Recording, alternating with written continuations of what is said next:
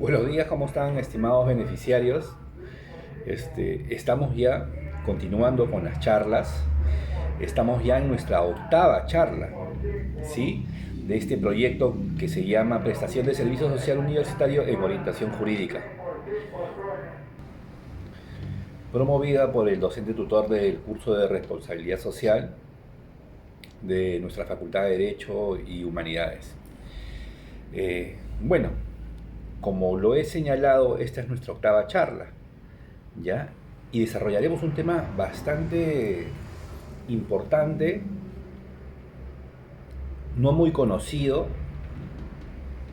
que es el tema del prorrateo de alimentos.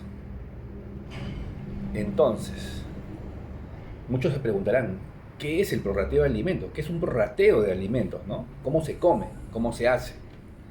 Bueno, hay que tomar en cuenta que el prorrateo de alimentos, básicamente, cuando hablamos de prorrateo, entendemos, ¿ya?, que se trata de una división, un reparto equitativo, ¿no? Eso es lo que básicamente señala lo que es un prorrateo, ¿no?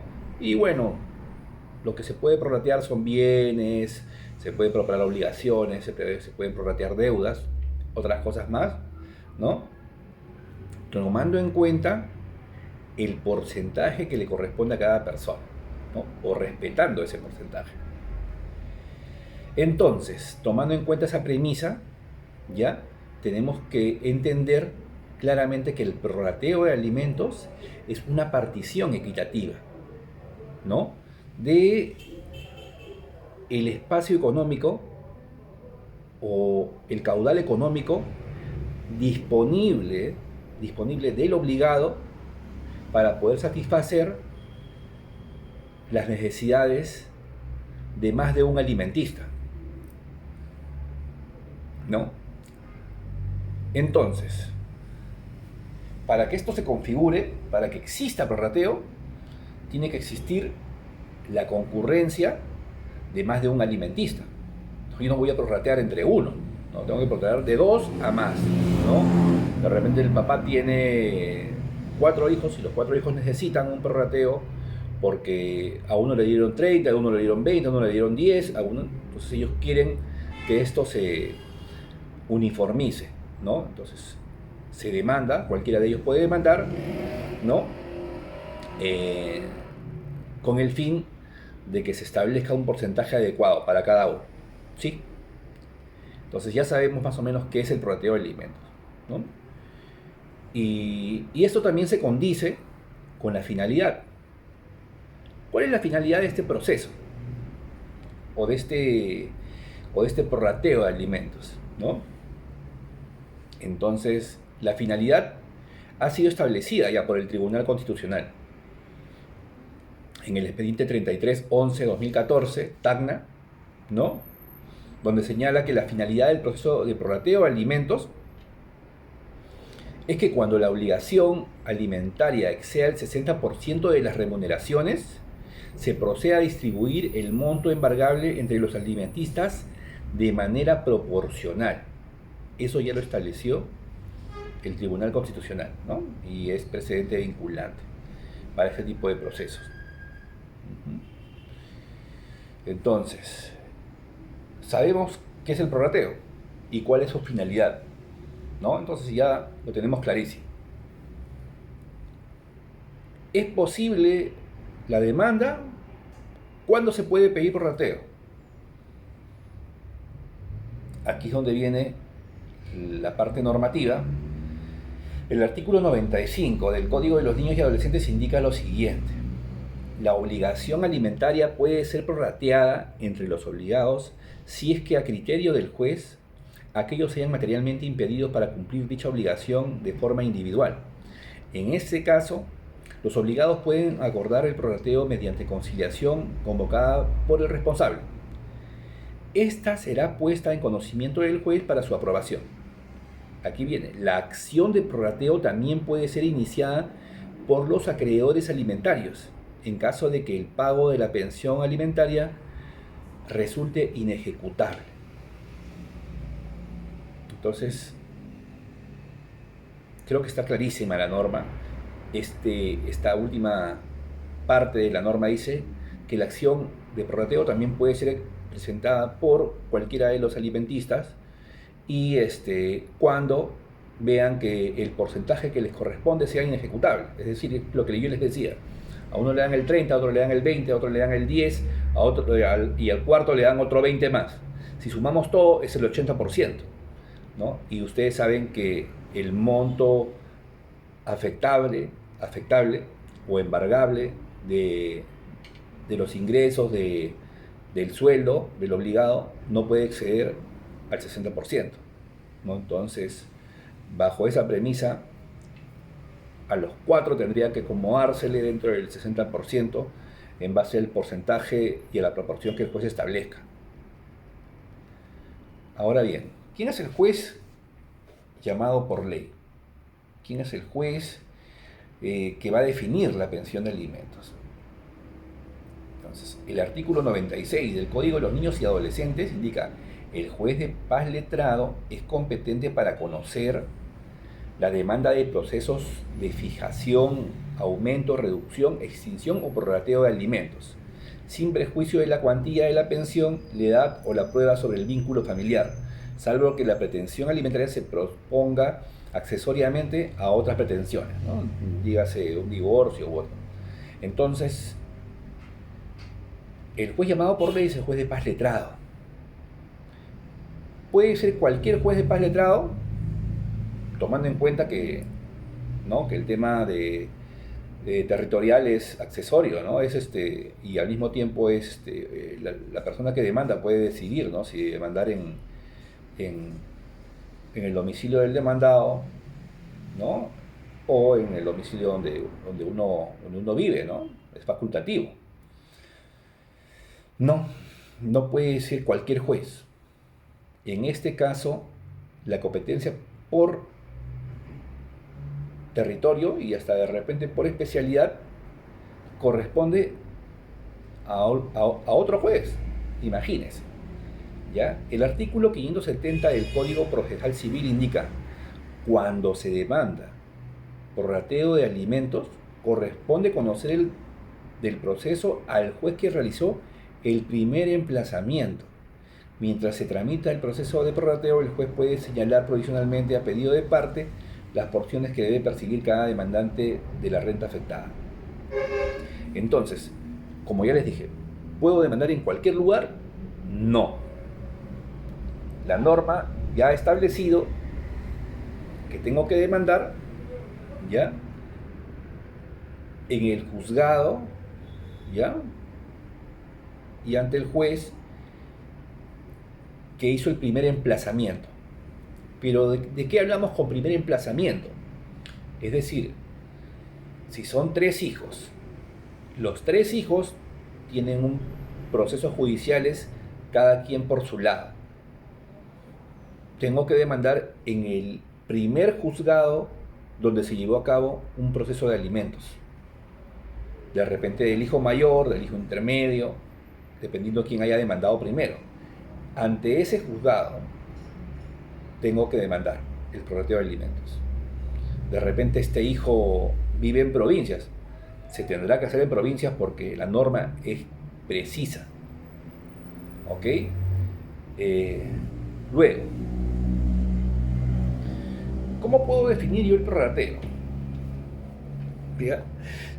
Como lo hemos visto desde un inicio, desde la primera unidad, sabemos que las demandas pueden fijarse de diferentes, las pensiones de alimentos pueden fijarse de diferentes formas. Las dos más importantes son la conciliación extrajudicial y la vía judicial. Ahora, en el caso de prorrateo, la conciliación extrajudicial sería magnífica.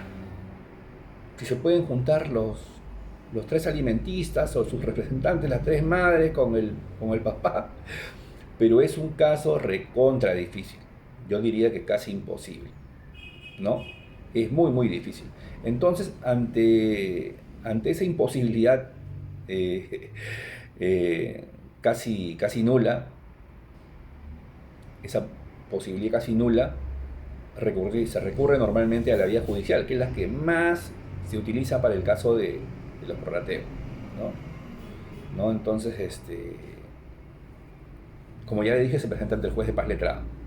Para llegar a la vía judicial, ustedes también ya conocen por charlas anteriores que lo que se requiere básicamente es todo lo requerido en el artículo 424 y 425 del Código Procesal Civil, ¿no? Que son nombres, domicilio,